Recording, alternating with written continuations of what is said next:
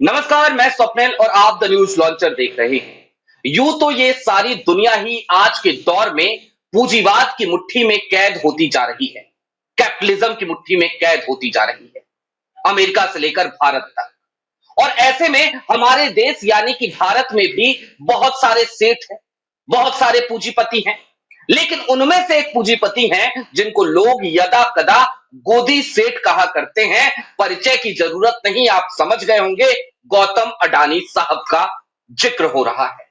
लेकिन क्या गौतम अडानी की महत्वाकांक्षाओं के लिए इस देश के 50,000 से 1 लाख लोगों को मौत के कुएं में झोंकने पर आमादा हो चली है सरकार? महाराष्ट्र की सरकार हो या केंद्र की सरकार हो, सवाल सबके ऊपर खड़े होते हैं। इसी मुद्दे पर आज चर्चा करेंगे। सबसे पहले जरा संतोष जी को जोड़ लीजिए। संतोष भाई, बहुत बहुत स्वागत है।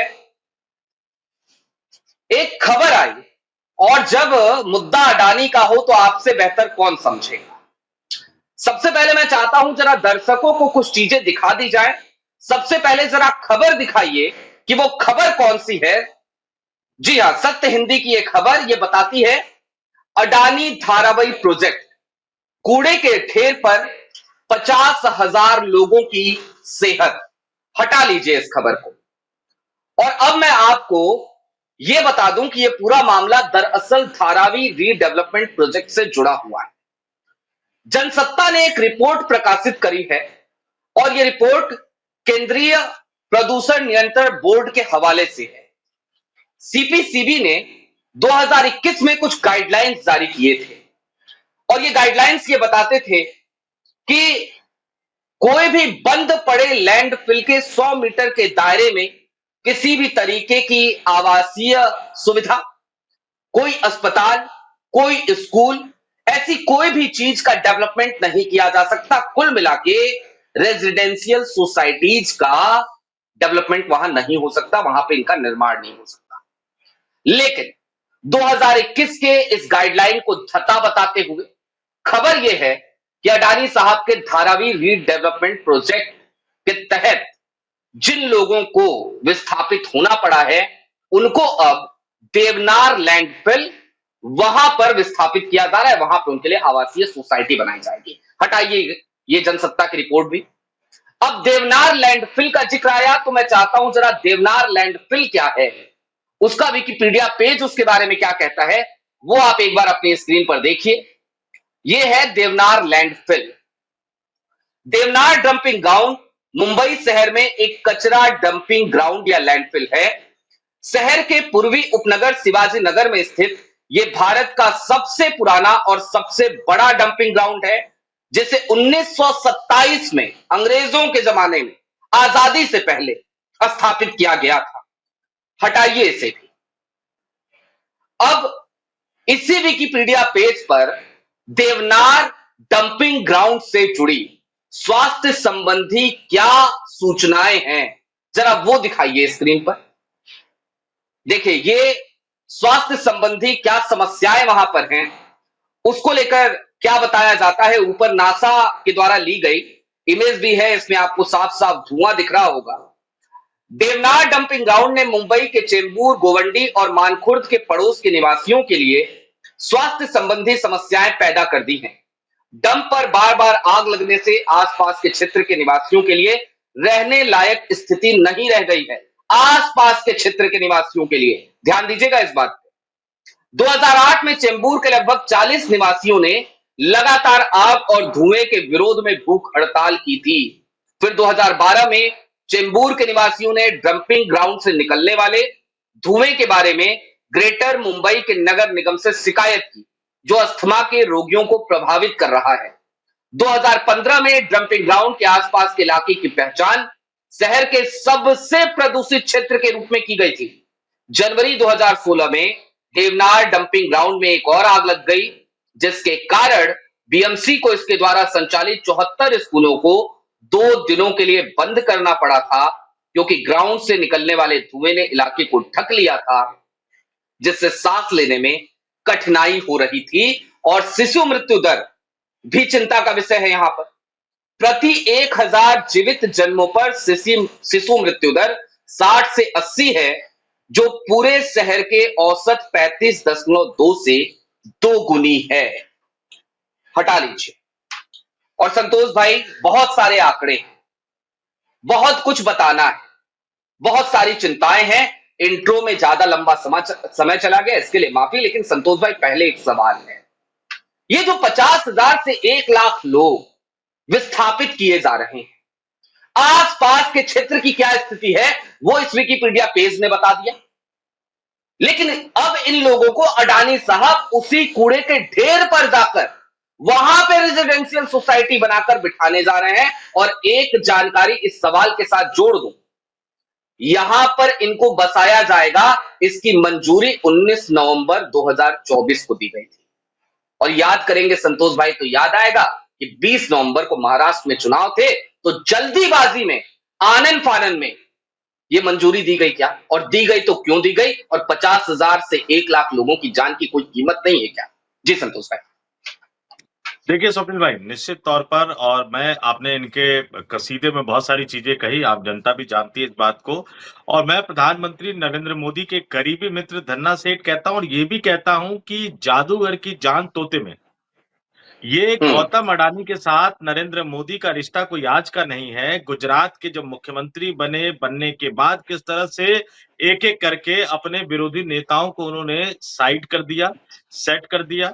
पार्टी के अंदर रहे हो, पार्टी के बाहर रहे हो, और इस देश की सबसे बड़ी विपक्षी दल जो आज है कांग्रेस पार्टी, देश की सबसे पुरानी पार्टी है, उसमें जो हम स्लीपर सेल की बात किया करते थे ना, ये स्लीपर सेल नरेंद्र मोदी ने उस समय भी बना दिया था जब वो गुजरात के मुख्यमंत्री होते थे। और वो जो स्लीपर सेल का रास्ता था, कहने वाले यहां तक कहते हैं कि इसी तोते के रास्ते से वो स्लीपर सेल को भी मैनेज किया गया था। तो एहसान वहां से शुरू अच्छा। हुआ। अब उस एहसान की कीमत चुका रहे हैं, लगातार चुका रहे हैं। और इसमें तो हैरत अंगेज बात यह है कि आपने देश की इकोनॉमी का जो भट्टा बिठाना था बिठा दिया, शेयर मार्केट का जो भट्टा बिठाना था आपने बिठा दिया। सेबी जिस तरह से नतमस्तक हो गई है एक उद्योगपति के सामने, वो हम सबने देखा। और यहाँ 50,000 से 1 लाख, लगभग 1 लाख लोगों की जान आप खतरे में डाल रहे हैं। क्यों? क्योंकि आपको अपने करीबी मित्र धन्ना सेठ गौतम अडानी को महंगी जमीन देनी है। सबसे पहले मैं अपने दर्शकों को बताऊंगा कि मुंबई की जमीन का रेट तो सबको पता होगा। वहां तो अगर आप एक झुग्गी झोपड़ी भी खरीदना चाहे तो कितना रेट होगा ये सबको पता होगा। धारावी जैसी एक बड़ी कॉलोनी की जमीन जो है वो एक तरह से तोहफे में दी जा रही है, और बदले में वहां के लोगों को, जो तकरीबन 1 लाख के लगभग है, तकरीबन 1 लाख के लगभग है, उनको वहां बसाया जा रहा है जहां का पूरा वातावरण जहरीला है। यानी दोस्त के लिए 1 लाख लोगों के जान की कुर्बानी देने को इस देश का सबसे बड़ा नेता तैयार हो गया। आज अपने संसदीय ठीक। क्षेत्र वाराणसी के दौरे पर है प्रधानमंत्री नरेंद्र मोदी। कई सारी तस्वीरें हम्म। निकल कर आई, एक तस्वीर बहुत गजब निकल कर आई। परिवारवाद को लेकर उन्होंने हमला बोला, निशाना साधा। और आज सुबह जब वो गए होंगे तो निश्चित तौर पर उनके सामने, स्वप्निल भाई, इंडियन एक्सप्रेस की एक खबर है, इंडियन एक्सप्रेस का ही हिंदी अखबार जनसत्ता है, इंडियन एक्सप्रेस की वो कटिंग जरूर उनके पास गई होगी। अगर नहीं गई होगी तो फिर कई और खबरें निकल कर सामने आएगी, लेकिन कटिंग जरूर गई होगी। उनके करीबी मित्र धन्ना सेठ भी परेशान हुए होंगे, और वो खुद भी परेशान हुए होंगे। इसके तकनीकी पहलू पर मैं आगे आऊंगा, लेकिन जो आपने तारीख बताई, उस तारीख को याद रखना बहुत जरूरी है। महाराष्ट्र में विधानसभा चुनाव से एक दिन पहले महाराष्ट्र की सरकार ने इस प्रोजेक्ट को मंजूरी दी। कौन थे मुख्यमंत्री? एकनाथ शिंदे। अब जरा याद कीजिए, महाराष्ट्र के विधानसभा चुनाव के बाद राष्ट्रीय स्वयंसेवक संघ ने कह दिया कि एकनाथ शिंदे नहीं, देवेंद्र फडणवीस को मुख्यमंत्री बनाएंगे। बड़ी बैठक ली अमित शाह ने देश की राजधानी दिल्ली में, और तमाम लोग जब रवाना हो गए तो एकनाथ शिंदे ने 1-to-1 बैठक की। और उस बैठक से हम्म। निकलने के बाद वो मुंबई की एनडीए बैठक में शामिल होने की बजाय नाराज होकर अपने गांव चले गए थे। मुख्यमंत्री पद पर उन्होंने एक तरह से दावा ठोक दिया था। और अब समझ आ रहा है कि गुजराती लॉबी देवेंद्र फडणवीस की बजाय एकनाथ शिंदे को क्यों मुख्यमंत्री बनाना चाहती थी। हालांकि भारतीय जनता पार्टी की सरकार अभी भी है, लेकिन उनको लगा कि जिस मुख्यमंत्री से हमने मंजूरी दिलवा दी है, अगर वही मुख्यमंत्री आगे भी कंटिन्यू करेगा तो शायद पेपर लीक नहीं होंगे। लेकिन बहुत सारी चीजें निकल अच्छा। कर सामने आ गई। तो वो राजनीति का वो खेल जो हम लगातार बात कर रहे थे ना, कि एकनाथ शिंदे से क्या चाहिए? बिहार में तो अपना मुख्यमंत्री बनाना चाहते हैं अमित शाह, और महाराष्ट्र में एकनाथ शिंदे को थाली में सजाकर महाराष्ट्र की गद्दी वो फिर से देना चाह रहे थे। क्यों? क्योंकि उसके पीछे एक कारण था, प्रधानमंत्री नरेंद्र मोदी के करीबी मित्र धन्ना सेठ गौतम अडानी साहब के प्रोजेक्ट को एक तरह से मंजूरी दिलाना था, और ये इंश्योर करना था कि इसमें कोई रुकावट ना आए, खबरें लीक ना हो, बाहर निकल कर ना जाए। अब जो आपने तमाम खबरें बताई, जो इंट्रो बताया, मैं चाहूंगा कि हमारे दर्शक भी इसकी तकनीकी पहलुओं को समझे। धारावी जैसी महंगी जमीन, धारावी रीडेवलपमेंट के नाम पर, प्रोजेक्ट के नाम पर वो अडानी को दे दी गई। अडानी उस जमीन को खाली करवाएंगे। तकरीबन 1 लाख लोग जो वहां रहते हैं उनको बसाना है। अब अगर वहीं बसाएंगे, वहीं आसपास बसाएंगे, तो फायदा क्या होगा लाला को? क्यों? क्योंकि जितने में आप जितना पैसा आप वहां लगा रहे हो, उसके 10% का ही कोर्स रखना है, 90% फायदा उठाना है।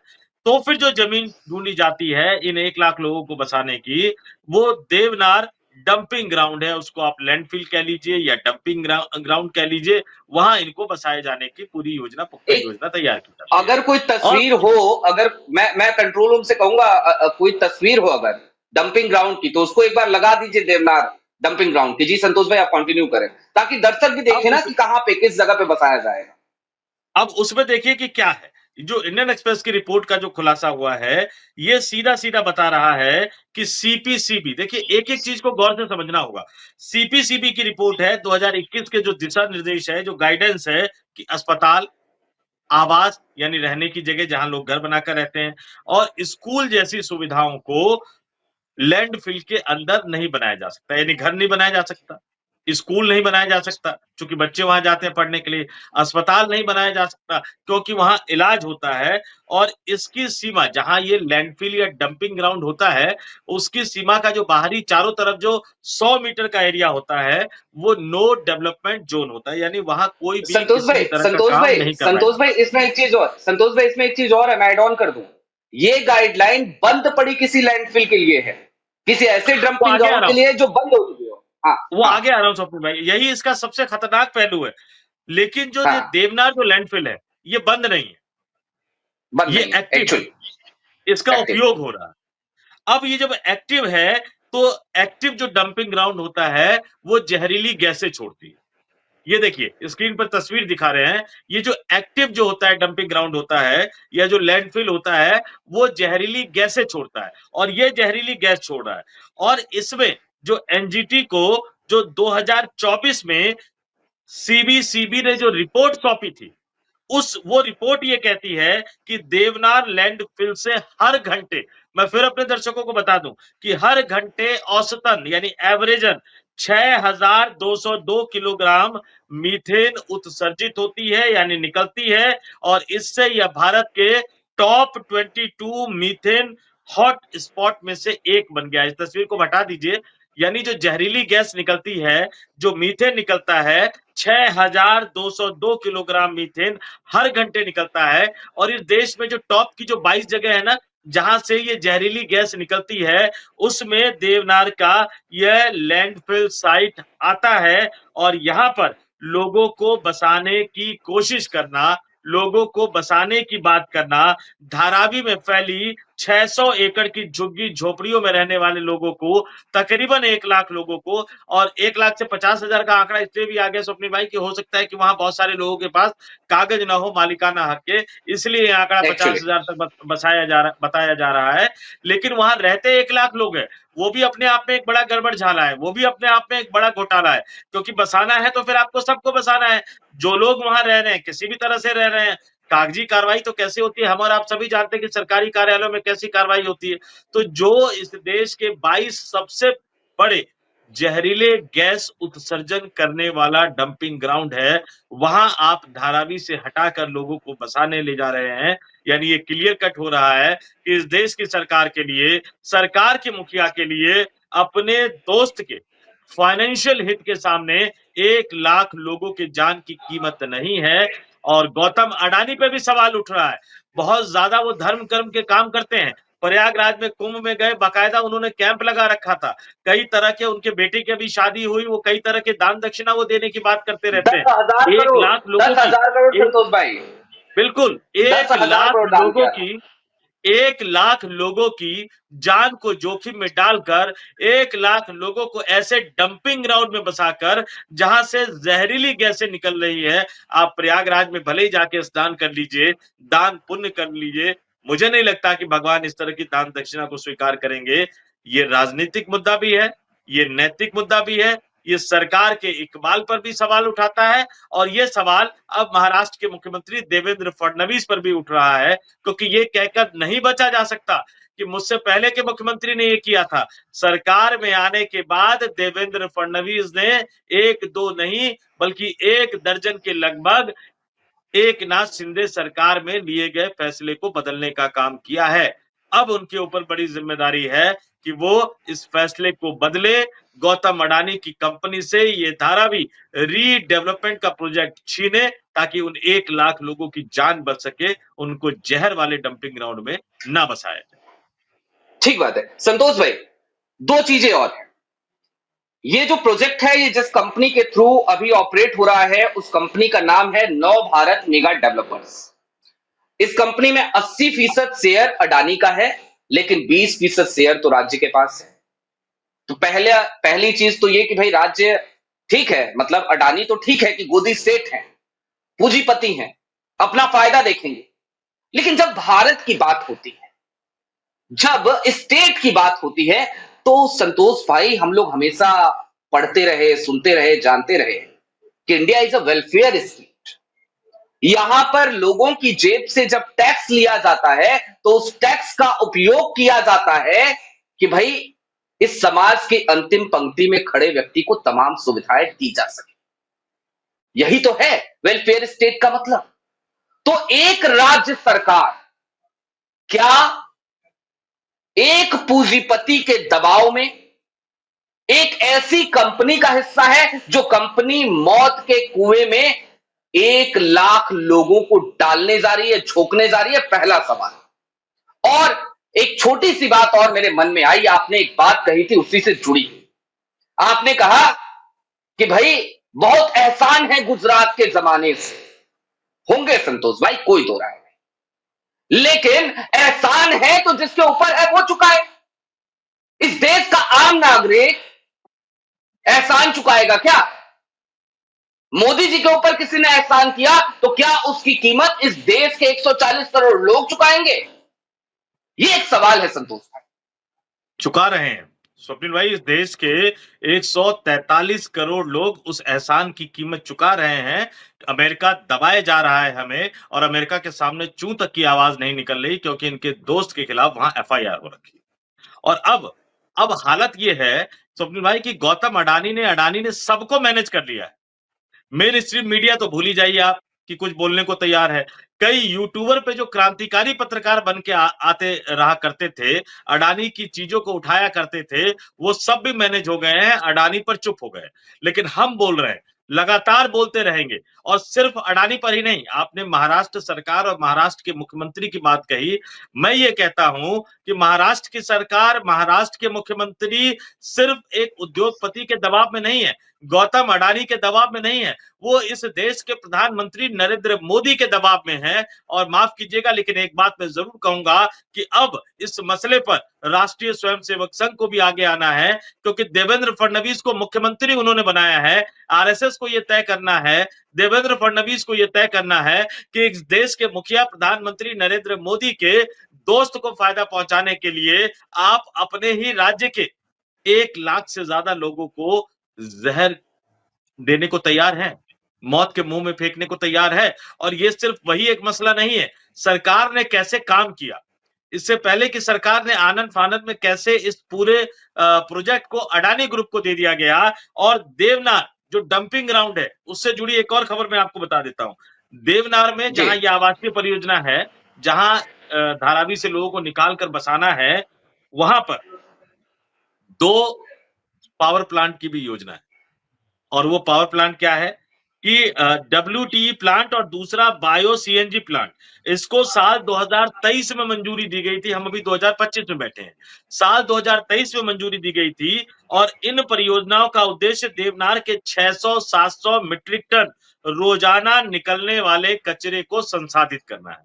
यानी 2 आप हम्म पावर प्लांट लगा रहे हो, जिस पावर प्लांट का उद्देश्य क्या है कि देवनार जो डंपिंग ग्राउंड है, उस डंपिंग ग्राउंड से जो कचरा निकलता है उसको आप संशोधित करोगे और आपने पावर प्लांट वहां बना रहे हैं, बना दिया आपने, और वो डंपिंग ग्राउंड हटा के वहां को लोगों को बसा रहे हैं, तो उस पावर प्लांट का क्या काम होगा? क्या करेगी वो? फिर आप क्या हम्म करेंगे कि चूंकि बीएमसी के पास 2 और डंपिंग ग्राउंड भी है मुंबई में, तो उन डंपिंग ग्राउंड का कूड़ा लाकर उन पावर प्लांट में फिर उसको संसाधित किया जाएगा। अब आप देखिए कि एक तो जहर का पिटारा वो है ही, जहर वहां निकल ही रहा है, आप लोगों को बसा रहे हैं वहां, और फिर उसके अगल-बगल जो प्लांट आपने लगाए थे, जो वहां के कूड़ों को संसाधित करने के लिए लगाया गया था, वहां तो आप कॉलोनी बना दोगे, तो किसी और इलाके से फिर कूड़ा लाया जाएगा, क्योंकि काम तो करेगा वो भी कुछ ना कुछ, तो फिर वहां पे आप संसाधित करोगे, यानी कूड़े का ढेर जहाँ पे वो बसेंगे वो भी कूड़े का ढेर होगा, और आसपास जहां वो जाएंगे, जहां मार्केट बनेगी, जहां स्कूल बनेगा, जहां हॉस्पिटल बनेगा, जहां ट्रांसपोर्ट के लिए बस स्टॉप बनेगा, जहां लोग आए जाएंगे, जहां आसपास मेला लगेगा, दशहरे का मेला लगेगा, रामलीला का मंचन किया जाएगा, वहां कूड़े को संसाधित करने के 2 प्लांट काम कर रहे होंगे। तो खतरा कई तरफ से है, और आनन फानन में क्यों इस बात को कहा जा रहा है कि आनन फानन में इसको मंजूरी दी गई, क्योंकि डर एक दूसरा था। सरकार आ गई, मशीन ने खेला कर दिया, उनको डर ये था कि जैसे वहां पर विपक्षी गठबंधन आगे बढ़ रहा था, कांग्रेस पार्टी, शरद पवार, उद्धव ठाकरे, इनको लगा कि सरकार जा सकती है। सरकार अगर चली जाती तो राहुल गांधी जिस तरह से गौतम अडानी के खिलाफ मोर्चा खोले हुए हैं, उद्धव ठाकरे और शरद पवार के चाहने के बावजूद वो अपनी सरकार में कम से कम गौतम अडानी को ये प्रोजेक्ट नहीं लेने देते। तो ठीक बात है। इसलिए चुनाव से एक दिन पहले उस पर हस्ताक्षर कर दिए गए, चुनाव में मशीन का खेला हो गया, सरकार बन गई, लेकिन हस्ताक्षर किसी और ने किए थे। सरकार के बनने के बाद मुख्यमंत्री कोई और बना, मुख्यमंत्री जो बना उसको बनवाया नागपुर वालों ने, तो दिल्ली वालों का अपना खेला, नागपुर वालों का अपना खेला, देवेंद्र फडणवीस बीच में फंसे हुए हैं। आजकल लगातार वो प्रधानमंत्री नरेंद्र मोदी की खुलकर जबरदस्त तारीफ कर रहे हैं, लेकिन अब सबसे बड़ी परीक्षा का समय आ गया है कि प्रधानमंत्री के दोस्त के लिए, प्रधानमंत्री के करीबी मित्र को, धन्ना सेठ को फायदा पहुंचाने के लिए क्या देवेंद्र फडणवीस अपने ही राज्य के 1 लाख लोगों को मौत के मुंह में ढकेलने को तैयार है या नहीं? ये सवाल अब पूरा महाराष्ट्र उनसे पूछ रहा है। ठीक बात है संतोष भाई। 2 आखिरी सवाल है मेरे, पहले सवाल से लेकिन शुरू करता हूं। एक आखिरी सवाल तो मैं विपक्ष को लेकर भी करूंगा, कुछ और नेताओं के नाम लूंगा। राहुल की बात आपने करी, मैं कुछ और नेताओं के नाम लूंगा, कुछ और जिक्र होगा, लेकिन उससे पहले एक सवाल है इस देश की न्यायपालिका को लेकर। इस प्रोजेक्ट को बॉम्बे हाई कोर्ट में भी चैलेंज किया गया, सुप्रीम कोर्ट में भी चैलेंज किया गया, दोनों जगहों पे रोक लगाने से इनकार कर दिया गया था।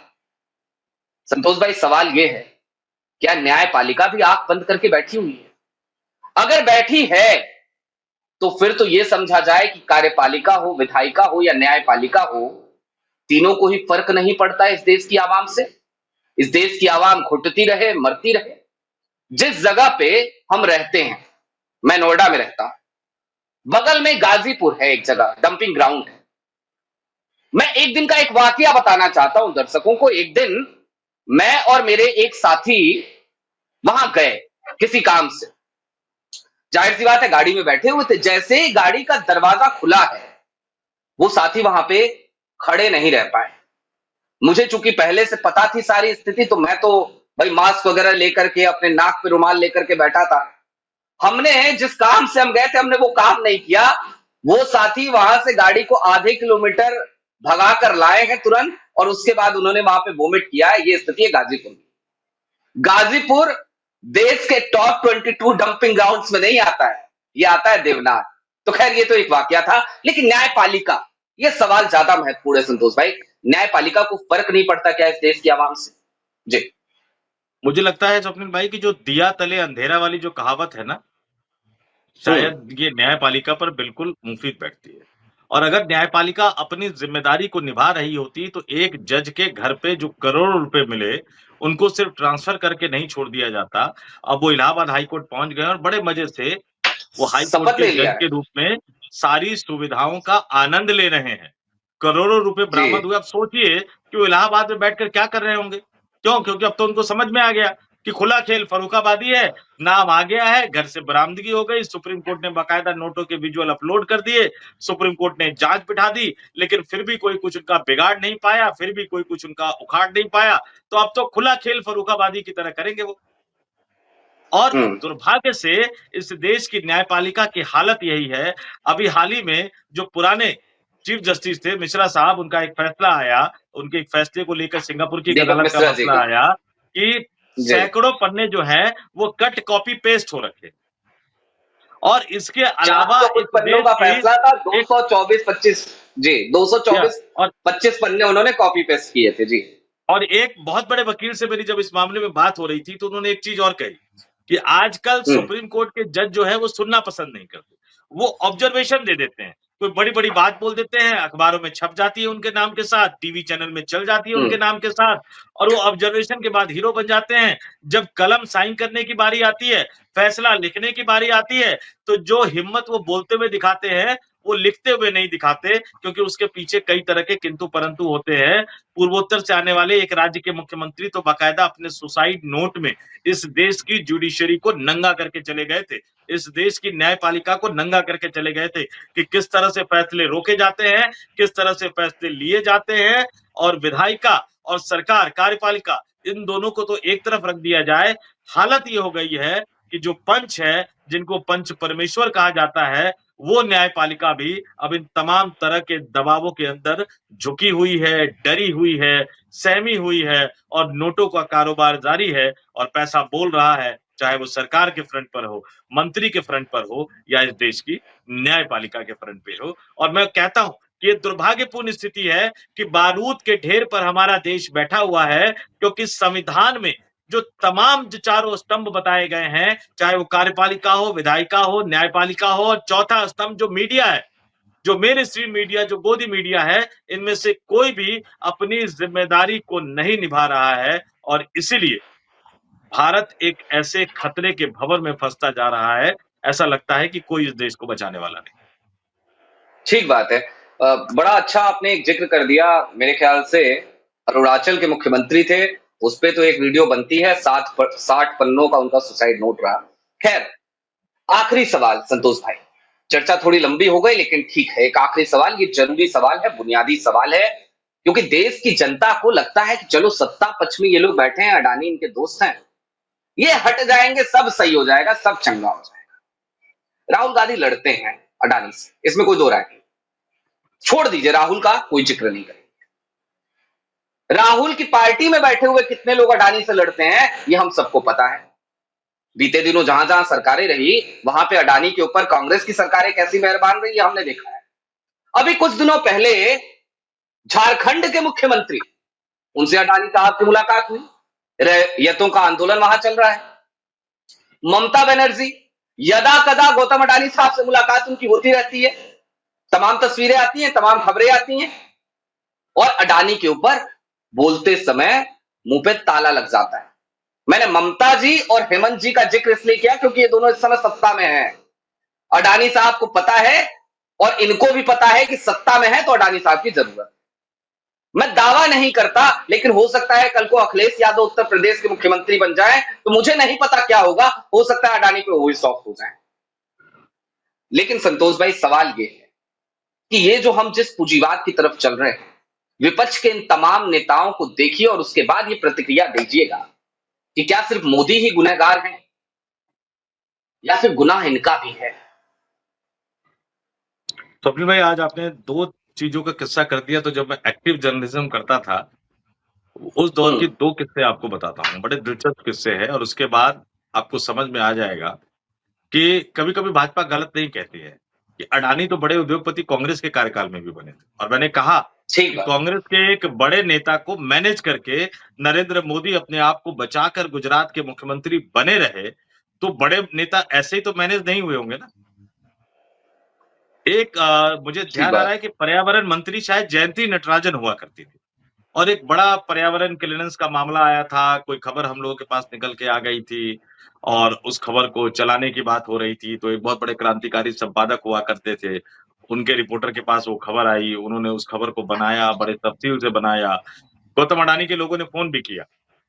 और मिलने की इच्छा ज़ाहिर की, लेकिन ये होता है कि वो बिल्कुल अपनी रॉ में थे कि नहीं ये खबर चलेगी और ये प्रोजेक्ट रुकना चाहिए क्योंकि वहाँ जहाँ पर ये प्रोजेक्ट था वहाँ के जो लोग थे, वो बड़े रोते हुए, द्रवित होते हुए दिल्ली आए, मिले तो सारी चीज़ें निकल के सामने आई। वो कागज़ गया, वो चलाने की बात आई और वो क्रांतिकारी संपादक साहब कई दिनों तक दबा के बैठे रहे। रिपोर्टर ने जब बहुत ज़्यादा प्रेशराइज़ किया कि सर ये खबर क्यों नहीं चला रहे, क्यों नहीं चला रहे? अब अडानी के लोगों ने जब रिपोर्टर मैनेज नहीं हुआ तो ऊपर मैनेज कर लिया। तो उसके बाद टॉप हाँ, 100 में चलाकर उसको छोड़ दिया गया। अच्छा। मतलब मैं टॉप 100 में चला दिया 10-15 सेकंड का छोड़ दिया गया। रिपोर्टर चिल्लाता रहा कि मेरी स्टोरी क्यों नहीं चला रहे, क्यों नहीं चला रहे, क्यों नहीं चला रहे, वो स्टोरी नहीं चली। अब दूसरा वाकया बताता हूँ आपको। एक फेज़ हुँ, ऐसा आया था कांग्रेस के दौर में जब कांग्रेस के पास तमाम रास्तों से आने वाले फंड रुक गए थे। जी। और अडानी साहब की तरह ही एक और उद्योगपति है अंबानी साहब, उनकी तरफ से भी कुछ समय के लिए फंड आना रुक गया था। तो जब वो मामला रुक गया तो उनका एक प्रोजेक्ट फँस गया था झारखंड में।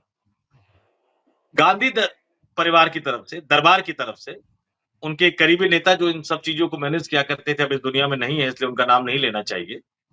वो फ़ोन हुँ, गया हेमंत सोरेन गुजरात को से कि आते थे, मैडम चा दर्शकों को इशारा काफ़ी है। बस ठीक है, फ़ोन गया हेमंत सोरेन जी, को कि हाँ, मैडम चाहती हैं कि आप उनको इग्नोर करिए।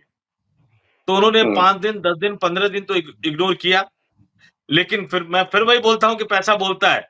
तो बहुत ज़्यादा लंबे समय तक इग्नोर नहीं कर पाए और संदेश वाहक को उन्होंने फिर खुद फ़ोन करके क्षमा माँग ली कि क्षमा कर दीजिए, गुरुजी यानी उनके जो पिताजी हैं, गुरुजी का भी दबाव है, कई और तरह की किस्से कहानी उन्होंने बता दिए कि देखिए सरकार चलानी है, सरकार में मुझे जनता का विकास करना है, बहुत सारी चीज़ें सोचनी होती है, पार्टी का भी काम चलाना है, बहुत सारी चीज़ें सोचनी है, तो इसके लिए क्षमा कर दीजिएगा, मैडम को क्षमा बोल दीजिएगा, मेरी हिम्मत नहीं हो पा रही कि मैं मैडम को सीधे क्षमा बोलूँ। और उनका काम चलता रहा। हुँ, और अभी राहुल गांधी का क्या स्टैंड है? और झारखंड की सरकार के पास, हेमंत सोरेन के पास बहुमत नहीं है स्वप्निल भाई। बल्कि ठीक हेमंत बात। सोरेन अगर लालू यादव की पार्टी भी हेमंत सोरेन को सपोर्ट करते, तो भी बहुमत उनके पास नहीं है। अगर कांग्रेस पार्टी अपना समर्थन वापस ले लेगी, तो हेमंत सोरेन की सरकार गिर जाएगी। ये जानने और समझने के बाद भी वो गौतम अडानी को बुलाते हैं, मिलते हैं, मुख्यमंत्री कार्यालय में नहीं मिलते हैं, अपने आवास पर जी, मिलते बिल्कुल, हैं। बिल्कुल। 2 घंटे से ज़्यादा लंबे समय तक मीटिंग होती है। मीटिंग का एजेंडा क्या था? औपचारिक रूप से कहा गया कि नहीं औपचारिक मुलाकात थी, लेकिन फोटो जारी किया गया। हेमंत सोरेन अपने ऑफिशियल एक्स अकाउंट से रात के मुझे ध्यान आ रहा है कि शायद 1 डेढ़ बजे के बाद वो फ़ोटो है वो ट्वीट करते हैं और सीएम के अकाउंट से वीडियो बाकायदा ट्वीट किया जाता है। तो 2 घंटे से ज़्यादा की लंबी मुलाकात, मौसम का हाल तो लेने गए नहीं होंगे और चार्टर प्लेन से गए थे, उसी शाम को रांची उतरे, मुलाकात हुई और वापस वो वहाँ से रवाना हो गए। तो ज़ाहिर-सी बात है कि धंधे-पानी की बात हुई होगी, बिज़नेस की बात हुई होगी, इन्वेस्टमेंट की बात हुई होगी, लेकिन राहुल गांधी कहाँ तक उनको दबाव में डाल सके, जबकि अपने मुख्यमंत्री अशोक गहलोत भी खेला करना चाह रहे थे। भूपेश बघेल जब छत्तीसगढ़ में थे, वो खेला करना चाह रहे थे। रेवंत रेड्डी ने भी 100 करोड़ रुपए ले लिए थे, बाद में दबाव बढ़ा तो उन्होंने वो वापस कर दिया। तो ये लड़ाई मैं मानता हूँ कि भारतीय राजनीति में आज की तारीख में इकलौते सिर्फ राहुल गांधी ही है, जो गौतम अडानी का मसला उठा रहे हैं। गौतम अडानी और प्रधानमंत्री नरेंद्र मोदी के आपसी संबंधों का मसला उठा रहे हैं। मेन स्ट्रीम मीडिया में कोई नहीं उठा रहा और डिजिटल मीडिया में न्यूज़ लॉन्चर आप और हम ही हैं, जो गौतम अडानी के बारे में बोलने की हिम्मत जुटा पा रहे हैं। बाकी सब शांत बैठ गए हैं और बाकी सबकी ज़ुबान खामोश है, तो कम कहे को ज़्यादा समझिए, हमारे दर्शक इसको अच्छी तरह से समझ गए। ठीक बात है। बहुत शुक्रिया संतोष भाई वक़्त देने के लिए। अडानी साहब की चर्चा थी और अडानी साहब की चर्चा ही नहीं थी। चर्चा तो उस मुस्तकबिल की थी, जो उन 1 लाख लोगों के सामने है। दर्शकों चलते-चलते क्या बोलूँ? बहुत ही भावुक करने वाली स्थिति है। मैं ये सोचकर परेशान हूँ, हैरान हूँ। हो सकता है यदि आप सोचे तो आपको भी आज रात में नींद ना आए। ज़रा सोचिए, हिटलर को हम याद करते हैं, इतिहास की किताबों में पढ़ते हैं कि वो गैस चैम्बर में लोगों को झोंक दिया करता था, नरसंहार किया करता था, लेकिन वो खुले तौर पे ये किया करता था। यहाँ तो गैस चेंबरों में अडानी साहब, मौत के कुएं में अडानी साहब 1 लाख लोगों को झोंकने जा रहे हैं। सरकार आंख मूंद करके बैठी है। संतोष भाई ने कहा, अपने एहसान चुका रही है और न्यायपालिका को भी फर्क नहीं पड़ता। लेकिन फर्क हमें और आपको जरूर पड़ता है। आवाज उठाते रहेंगे, बोलते रहेंगे। देखते रहिए न्यूज लॉन्चर। बहुत शुक्रिया जुड़ने के लिए। नमस्कार।